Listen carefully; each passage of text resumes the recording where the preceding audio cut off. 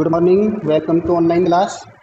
आज हम B part third year में अंतर्राष्ट्रीय राजनीति में अध्ययन करेंगे कि द्वितीय विश्व युद्ध के बाद में अंतर्राष्ट्रीय राजनीति का किस प्रकार से विकास हुआ। द्वितीय विश्व युद्ध से पहले की जो कंडीशन थी वो गुटीय राजनीति की थी। दो गुट थे, धुरी राष्ट्र और मित्र राष्ट्रों का। धुरी राष्ट्रों की द्वितीय विश्व युद्ध में पराजय हुई और मित्र राष्ट्रों की द्वितीय विश्व युद्ध के बाद में विजय हुई। 1945 में द्वितीय विश्व युद्ध का अंत हो जाना, यूएनओ की स्थापना हो जाना और विश्व में दो महाशक्तियों का उदय होना जो थी संयुक्त राज्य अमेरिका और सोवियत संघ। 1945 के बाद में अंतर्राष्ट्रीय राजनीति में किस प्रकार का बदलाव देखने को मिला था या किस प्रकार का विकास देखने को मिला था, हम कुछ बिंदुओं के आधार पर क्रमबद्ध रूप से उस चीज को समझेंगे कि किस किस प्रकार का जो परिवर्तन और विकास अंतर्राष्ट्रीय राजनीति में देखने को मिला था। सबसे जो पहली बात आई थी वो आई थी कि यूरोपियन प्रभुत्व का अंत हो गया था।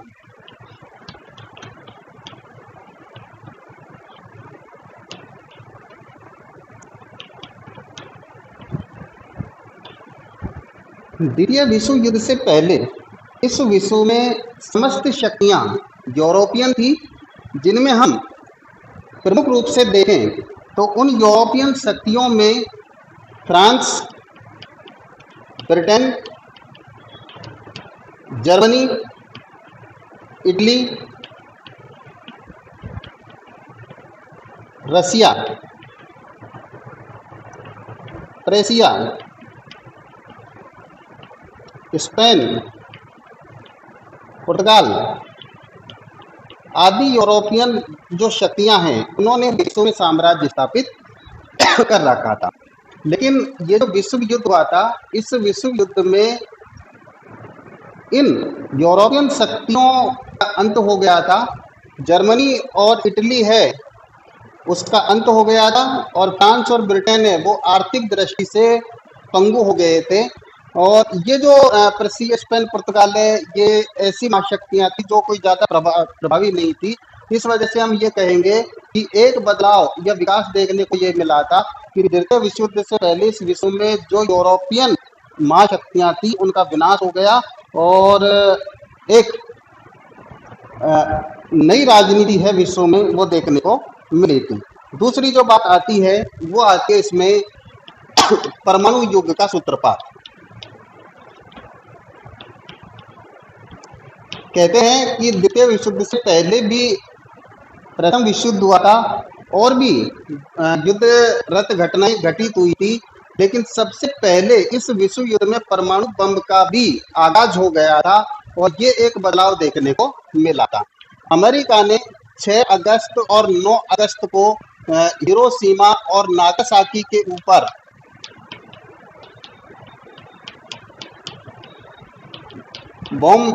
परमाणु बम डाले थे। कहते हैं कि इसमें 7,50,000 मनुष्य वो मरे थे और इन जगहों की 90% जो इमारतें हैं वो पूरी तरीके से नष्ट हो गई थी। तो एक चीज ये भी देखने को मिली थी, विश्व के जो विद्वान हैं उन्होंने महसूस किया कि अब मानवों को ऐसी अति मानुषी शक्ति मिल गई है जिससे विश्व है उसका कभी भी विध्वंस हो सकता है। तो एक जो नई चीज है वो अंतर्राष्ट्रीय राजनीति में ये देखने को मिली थी कि परमाणु युग का सूत्रपात हो गया था। तीसरी जो बात आई थी इसमें वो थी एशिया व अफ्रीका।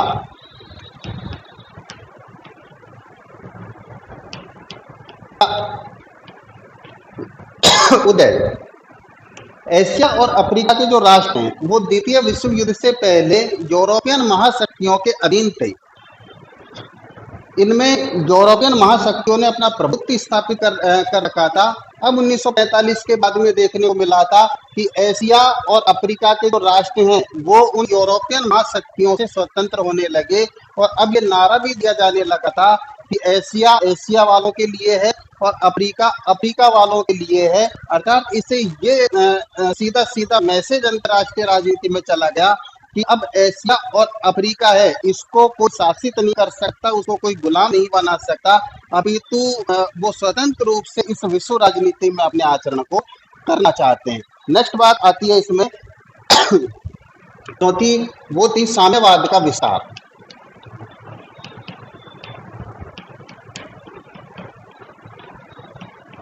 द्वितीय विश्व युद्ध के बाद में एक परिवर्तन ये भी देखने को मिला था कि जो साम्यवाद 1917 के बाद में इतना ज्यादा प्रभावी नहीं था, अब 1945 के बाद में सोवियत संघ के नेतृत्व में जो साम्यवाद है उसका विकास होने लगा। सोवियत संघ है उसने अपने जो पूर्वी राष्ट्र हैं उनमें साम्यवादी सरकारों की स्थापना की, और हम ये देखें कि एशिया में भी चीन है, तो अफ्रीका में भी कुछ ऐसे राष्ट्र हैं, लैटिन अमेरिका में क्यूबा जैसा राष्ट्र है, उनमें साम्यवाद का विस्तार हुआ और ये अमेरिका को बहुत ज्यादा आतंकित और सशंकित करने लगा। अमेरिका पुरजोर कोशिश करने लगा कि साम्यवाद है उसका परिरोधन होना चाहिए, साम्यवाद का किसी भी रूप में विकास नहीं होना चाहिए। लेकिन 1991 तक साम्यवाद विचारधारा है, इसने बहुत बड़ा यूएसए के नेतृत्व में हवा खड़ा किया था।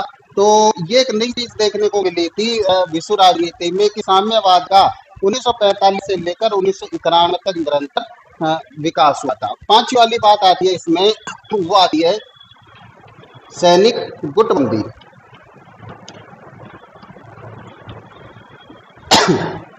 द्वितीय विश्व युद्ध के बाद में विश्व में सैनिक गुटबंदी है वो भी देखने को मिली थी। जैसे दोनों महाशक्तियां अमेरिका सोवियत संघ है वो प्रतिस्पर्धाबद्ध हो गई थी, एक दूसरे को नीचा दिखाने के सह और मात का खेल चलने लग गया था। ऐसी स्थिति में सबसे पहले 1949 में अमेरिका ने नाटो की स्थापना की। ये जो नाटो है इसका सूत्र बना दिया गया था कि नाटो के किसी एक राष्ट्र के ऊपर आक्रमण किया जाएगा तो अमेरिका है उसके ऊपर आक्रमण समझा जाएगा और उसका पुरजोर जवाब दिया जाएगा। उसके बाद में 1954 में सीटो और सेंटो सैनिक गठबंधनों का उदय है वो अमेरिका के द्वारा किया गया। इनके प्रति उत्तर में 1955 में सोवियत संघ के द्वारा वार्सा पैक्ट का निर्माण किया गया। तो ये सैनिक संधियां हैं, ये भी विश्व राजनीति में पहली बार देखने को मिल रही थी और अब समस्याओं का जो समाधान है वो सैनिक तरीके से भी दिखा जाने लगा था और इन सैनिक गठबंधनों के पीछे किसी न किसी प्रकार से युद्ध की नीयत मौजूद थी। तो इस प्रकार से अंतर्राष्ट्रीय राजनीति में सैनिक गुटबंदी है तो उसका उदय हुआ था। छठी जो बात आती है इसमें वो आती है शीत युद्ध। इसके बारे में अपन जान भी चुके हैं पहले। शीत युद्ध से तात्पर्य दो महाशक्तियों के बीच में पत्र पत्रिकाओं के माध्यम से, भाषणों के माध्यम से, प्रचार के माध्यम से, गोलों के माध्यम से, कूटनीतिक, राजनीतिक और सबसे बड़ा प्रचार के माध्यम से या एक दूसरे को मनोवैज्ञानिक रूप से नीचा दिखाना, सह और मात का खेल, ये चला था। इसी को अंतरराष्ट्रीय राजनीति में शीत युद्ध के नाम से जाना गया। ये जो युद्ध है वो अस्त्र शस्त्रों से न लड़ा जाकर और मनों से लड़ा जाने वाला था, मस्तिष्क से लड़ा जाने वाला था। इस प्रकार की जो नई चीज है वो अंतरराष्ट्रीय राजनीति में भी द्वितीय विश्व युद्ध के बाद में देखने को मिली थी। एक परिवर्तन है वो ये देखने को मिला था। साथ ही वाली जो बात आती है अंतरराष्ट्रीय विकास में वो आती है गुट निरपेक्षता की। अंतरराष्ट्रीय राजनीति में एक नया संगठन या नया मूवमेंट है वो गुट निरपेक्षता के रूप में भी देखने को मिला था। 1945 के बाद में एशिया, अफ्रीका और लैटिन अमेरिका के जो राष्ट्र हैं वो स्वतंत्र होने लगे और 1947 के दशक तक आते आते ये स्थिति हो गई थी कि दोनों महाशक्तियों ने एशिया, अफ्रीका, लैटिन अमेरिका के राष्ट्रों को अपने गुट में या खेमे में मिलाने की कोशिश की। एक दृष्टिकोण बना दिया कि जो हमारे गुट में आएगा उसको हम पूर्ण रूपेण आर्थिक और सैनिक सहायता प्रदान करेंगे और जो हमारे गुट में नहीं होगा वो हमारा शत्रु होगा। ऐसी स्थिति में एक स्वतंत्र विदेश नीति का जो आचरण है वो एशिया, अफ्रीका और लैटिन अमेरिका के देश करना चाहते थे और इसी को लेकर इसकी सबसे पहले जो मुहिम है वो भारत ने चलाई थी और भारत के साथ साथ में जो मिस्र है और यूगोस्लाविया है वो भी इस मुहिम के साथ में जुड़े थे। इधर को भारत का जो नेतृत्व है वो उस समय पंडित जवाहरलाल नेहरू जी के पास में था, मिस्र का नेतृत्व है वो नासिर के पास में था, और यूगोस्लाविया का जो नेतृत्व है वो मार्शल टीटो के पास में था। तो इस प्रकार से जो तीनों ही पर्सन है या तीनों ही देश है, इसने गुट निरपेक्षता की मुहिम को चलाया था और एक नया मूवमेंट खड़ा किया था कि इस विश्व में केवल दो ही गुट नहीं है, अपितु तीसरा एक मूवमेंट भी है जो स्वतंत्र रीति नीति के साथ में अपना आचरण करना चाहता है। तो अंतरराष्ट्रीय राजनीति में एक नई जो चीज है या नई धारणा है वो ये भी देखने को मिली थी कि गुट निरपेक्षता है इसका उदय हुआ और गुट निरपेक्षता का निरंतर विकास भी हुआ। जब गुट निरपेक्षता की औपचारिक शुरुआत 1961 के बेलग्रेड सम्मेलन से हुई थी, तो उसमें 25 सदस्य राष्ट्र थे, और आज वर्तमान संदर्भ में हम देखते हैं कि 2021 आ गया है और अब इसमें 120 सदस्य राष्ट्र हैं। तो इस प्रकार से हम ये कहें कि गुट निरपेक्षता ने अपनी अंतर्राष्ट्रीय राजनीति में भूमिका का संपादन किया है, राष्ट्रों की संख्या में वृद्धि हुई है, और केवल भारी नहीं अपितु यूएनओ में भी इन्होंने जो विश्व की महाशक्तियां हैं उनको एकजुट होकर प्रभावित किया है, और अंतर्राष्ट्रीय राजनीति में समय समय पर जो नया दृष्टिकोण है उसको प्रतिपादित किया है। तो इस प्रकार से गुट निरपेक्षता आंदोलन के रूप में अंतर्राष्ट्रीय राजनीति में एक नई चीज है वो पूरी तरीके से देखने को मिली थी। नेक्स्ट बात आती है इसमें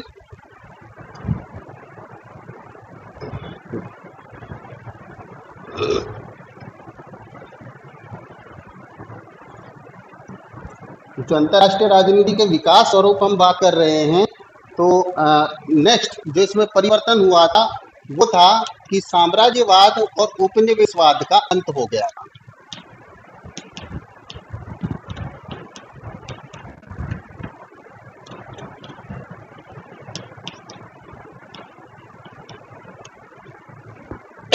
तो 1945 से पहले इस विश्व में यूरोपीय महाशक्तियां थी और उन्होंने एशिया, अफ्रीका और लैटिन अमेरिका के राष्ट्रों में अपना साम्राज्य स्थापित कर रखा था। फ्रांस है, ब्रिटेन है, जर्मनी, इटली है, इन सभी ने एशिया, अफ्रीका, लैटिन अमेरिका के राष्ट्रों को अपने शिकंजे में ले रखा था।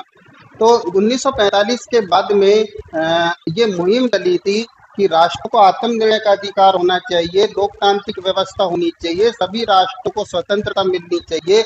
और धीरे धीरे इस प्रकार की मुहिम के साथ में ही जो फ्रांस, ब्रिटेन, जर्मनी, इटली आदि राष्ट्र धराशायी हुए, इनकी आर्थिक स्थिति कमजोर हुई और विश्व में जो साम्राज्यवाद और उपनिवेशवाद है उसका अंत हो गया। और ये जो चीज बहुत लंबे समय से अंतर्राष्ट्रीय राजनीति में देखने को मिल रही थी वो पूर्ण रूप में धराशायी होती हुई दिखाई दी। इस प्रकार से अंतर्राष्ट्रीय राजनीति में साम्राज्यवाद और उपनिवेशवाद नामक जो नीति थी उसका पूरी तरीके से अंत दिखाई दिया था। नेक्स्ट बात आती है इसमें कि महाशक्तियों की संख्या में कमी।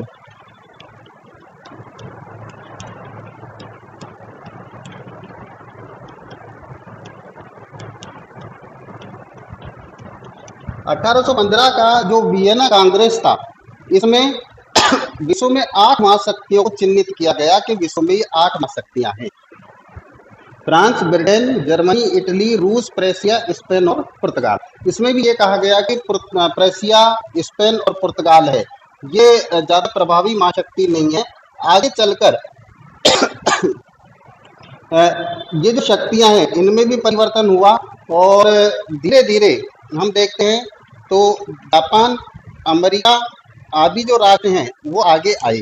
और इस प्रकार से जब 1930 का दशक आया तो 1930 के दशक में उस समय 7 महाशक्तियां थी जो बहुत ज्यादा प्रभावी थी। उन 7 महाशक्तियों में हम देखते हैं तो फ्रांस, ब्रिटेन, जर्मनी, इटली, यहाँ इधर को सोवियत संघ, जापान और अमेरिका। अब ये जो 7 महाशक्तियां थी ये भी 2 गुटों में विभाजित थी, एक तो मित्र राष्ट्र के रूप में और दूसरा है यहाँ पर धुरी राष्ट्र के रूप में। मित्र राष्ट्र में जो थे वो नंबर 1 पे अमेरिका, नंबर 2 पे सोवियत संघ, नंबर 3 पे ब्रिटेन और नंबर 4 पे फ्रांस। ये 4 मित्र राष्ट्रों में एकत्रित थे और दूरी राष्ट्रों की जो महाशक्तियां थी वो नंबर 1 जर्मनी, नंबर 2 पे इटली और नंबर 3 पे जापान। द्वितीय विश्व युद्ध जब शुरू हुआ था तो ये जो सातों महाशक्तियां थी दोनों गुटों में होकर एक दूसरे के आमने सामने हो गई थी। यहाँ पे हम देखते हैं कि जर्मनी और इटली और जापान ये तीनों ध्रुवीय राष्ट्रों की पराजय हो गई। ब्रिटेन और फ्रांस हैं वो आर्थिक रूप से बहुत कमजोर हो गए थे, विश्व राजनीति में अब उनकी इतनी भूमिका नहीं रही थी। और अब इस 1945 में विश्व में 2 ही महाशक्तियां हैं वो रह गई थी, एक तो अमेरिका और दूसरा सोवियत संघ। इस प्रकार से कभी इस विश्व में 8 महाशक्तियां थी वो 1930 में 7 दिखाई दी और फिर 1945 में 2 ही दिखाई दी, अर्थात विश्व राजनीति में केवल 2 ही महाशक्तियां रह गई थी। और जब 1991 में सोवियत संघ का विघटन हुआ था तो अब विश्व में संयुक्त राज्य अमेरिका ही एक महाशक्ति के रूप में रह गया। तो अंतरराष्ट्रीय राजनीति में ये बदलाव है वो देखने को मिला था कि महाशक्तियों की जो संख्या है उसमें निरंतर कमी होती रही, यानी कि वह वृद्धि नहीं, धीरे धीरे पहले बहुत ज्यादा महाशक्तियां थी वो धीरे धीरे कम होते होते अब विश्व में एक ही महाशक्ति है वो रह गई और वो है संयुक्त राज्य अमेरिका। तो इस प्रकार से हम देखते हैं कि काफी हद तक विश्व राजनीति है उसमें इस प्रकार का जो बदलाव है वो भी देखने को मिला था। तो यहाँ देखते हैं कि किस प्रकार से अंतरराष्ट्रीय राजनीति है उसमें विकास हुआ था, काफी परिवर्तन देखने को मिला था। बहुत पुरातन चीजें हैं वो धराशायी हुई, नई चीजें हैं उसका आगमन हुआ और अभी भी जो अंतरराष्ट्रीय राजनीति है उसमें क्रमशः धीरे धीरे विकास हो ही रहा है। धीरे धीरे और भी जो राष्ट्र वो भूमिका का संपादन कर रहे हैं। अपन इसी संदर्भ में आगे अध्ययन करते रहेंगे। धन्यवाद।